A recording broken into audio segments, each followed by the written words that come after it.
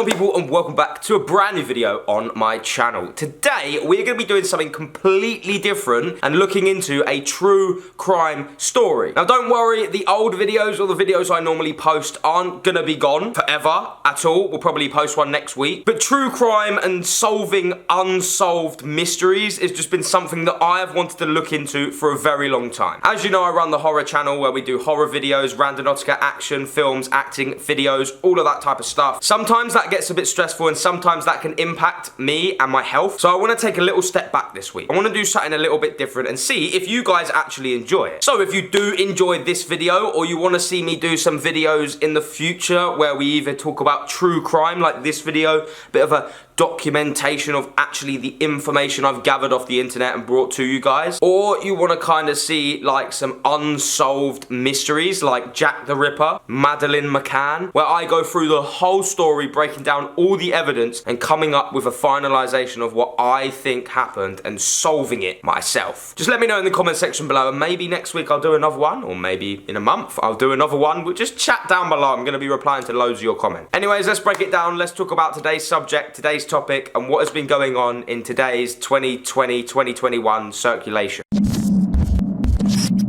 Recently circulating in the news, we have a story coming from southwest England, in a county named Somerset. On a winter's evening in February 2021, Penelope Jackson, aged 66, and her husband David, aged 78, had been sitting down having a meal at their dinner table whilst on a Zoom call to their daughter Isabel for her birthday. Now, like any story in the media, in the news, in the public, whatever, true crime, whatever you want to call it, this just sounds normal. This just sounds a normal family dinner in lockdown, using Zoom. Everyone used Zoom in lockdown. And there's nothing out of the ordinary that sticks out to me. When the food was to arrive, that is when it turned for the worst. Now, Penelope was in the house and she was preparing the meal. She claims to have asked her husband David if he would like bubble and squeak with his meal. According to her, David responded with yes. But according to David, he said no. An argument soon broke out, which then led for the Zoom call, the dinner, and the birthday celebrations to come to an end. Now, we don't actually have any info in the public eye of what happened next, but what we do know is shortly after the Zoom call and the dinner had ended, Penelope and David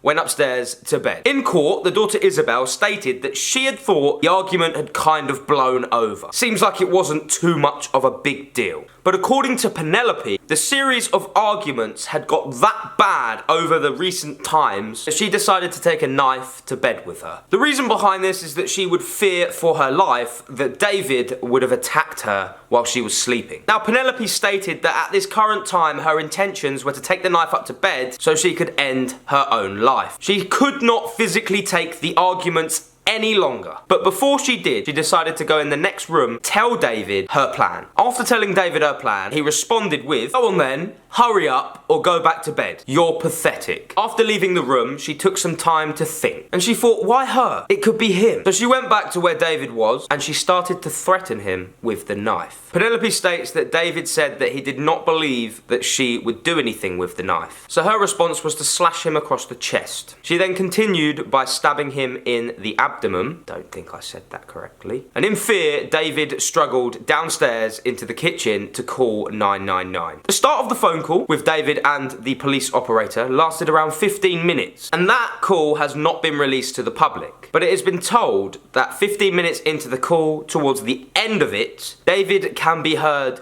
screaming in pain as Penelope comes down the stairs and stabs him on the phone for the third time. Penelope then takes over the phone and she decides to start speaking to the emergency services. And are you with him now? Well, I might just go and stab him again, but... Alright, do not stab him again.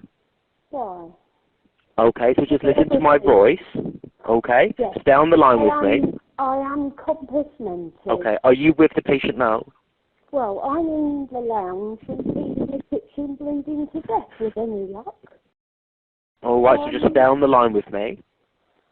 Look, this is not... You're not paid enough to do with this. It's not fair. Okay, well, ultimately, madam, I'm listening to your voice and you're the help I have available, so we need to help him, okay? No, I'm not. Alright, madam, I don't... how many times have you stabbed him? I did the once. You did the once? And then he said I wouldn't do it again, so I did it twice more. So, okay. So in total, how many times? 3 times. 3 times, okay. Once I thought I'd get his heart. Well, he hasn't got one. And then twice in the abdomen. From the call you've just heard, you can really see the attitude that Penelope displays when speaking to the police operator. And when the operator on the end of the phone offered advice on how she could help save David's life, she completely refused to help him. A short moment later, emergency services arrived, and they had body cams, which has now been released. Hello, madam. Do you want to just step outside for me a minute? Can you come outside? Yes. Thank you. He's on the kitchen floor. Okay, at this moment in time, okay, if you just listen to my colleague. Under arrest suspicion of attempt murder, mate. Under arrest for suspicion of attempt murder. You do not have to say anything, but it may harm your defence. You do not mention when questioned anything you later rely on in court. Anything you do say may be given in evidence. I'll go in and see what they do. Yeah. Could I get my coat? Just bear with me 2 seconds. In there. I admit it all. Alright. Just get them. Alright, I want to go in. Alright. No, So- he's on the kitchen Yeah. floor. Can someone just stay with Devon while I go in? There's nothing nasty, and I'm certainly not. My coat's in the. Yeah, just Ouch, wait it's 2 a bit seconds. hot. Alright, you okay? You alright? With any luck, you'll be too late. Alright. What's your name, my love? Well, I'm called Penny, but Penelope Jackson. Do you live here?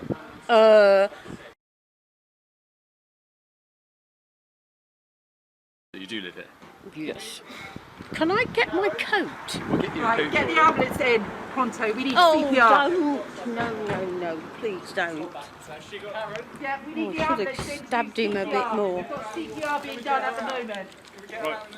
Yeah. Yeah. Penelope, come with me, mate. For my keys. Shoe. For your I band, okay? Yes. I stabbed him once because he's a. No, I'm going to send them on out. He's an aggressive bully and nasty, and I've had enough. And when he said you wouldn't do it, I did it twice more. Coats in. What colour's your go coat? in the front. In the front. Yeah. Grey wardrobe. Okay, it might be a while, all right, but I'll try and get. There's obviously a lot going on. Okay. Oh, but with any luck, it'll be too late. Penelope, my advice is don't talk about it now. Okay. No, I have no intention of not agreeing to what I've done. Okay. I know what I've done. All right. And I know why I've done it. And if I haven't done it properly, I'm really annoyed. Alright, Penny. I'm further arresting you for murder. Oh, good. I've already cautioned you, Yes. so your necessities for your arrest is for a prompt and effective investigation Yeah. and stop further harm. Sorry, that one's a bit tight. So This Penny, one's- We're gonna we're going to move them Well, to the the rear rear in a in a minute. moment. The DO's just come out to check your temperature, and then Right, we'll move you in. And then mind we'll your go head. there. Just stay there for the time being. All right. I wouldn't buy my slippers. Alright, I'm not jotting her out? exactly. Yeah. Alright, step out, mind your head. Yeah. Rightio. I'm very sorry for being a nuisance. I've just got to take a temperature, okay? Yeah. Oh, that'd be just really great. Get COVID on the top of this. Sadly, David Jackson, aged 78, from Somerset, was pronounced dead shortly after the emergency services had arrived. Penelope Jackson was later charged with murder, which she denied, but she did admit to a charge of manslaughter after receiving years and years of abuse from her husband. But the prosecution decided to go ahead with the murder charge, and the court case has finally been completed. In court, Penelope stated that her husband David had been coercive and controlling for the past 24 years. He had shaken her, kicked her, and even strangled her so she became unconscious. She then went on to admit that during the February lockdown, she had lost the plot and stabbed David 3 times after he called her pathetic. lot of messages came out in court that Penelope had sent to various people. One of the messages that came out was Penelope describing David as the devil incarnated. And she wrote to David, "I can't continue to take this nastiness. No matter how much I love you, it's not fair. The future is in your hand. Stop the nastiness, or we'll be going our separate ways." Also something to come out of this, the brother of Penelope's third spouse, Alan Warrender, said Penelope was controlling in their relationship and drove him to commit suicide. The family described her as ruthless, greedy, and a danger to society. Eventually, Penelope was found guilty of murder to a jury vote of 10-2. Penelope was then handed a life sentence in jail, a minimum of 18 years. And as we close off on this story, no one will ever know the exact facts to this situation other than Penelope. But the jury in court would and should have known more than us. So I can guarantee there is a lot more solid evidence for her sentencing. Anyways, that is the end of that story. I hope you guys did enjoy me relaying it to you. I actually kind of enjoyed making this video. It was nice and peaceful and less stressful to sit down and talk to you guys, document to you guys, and kind of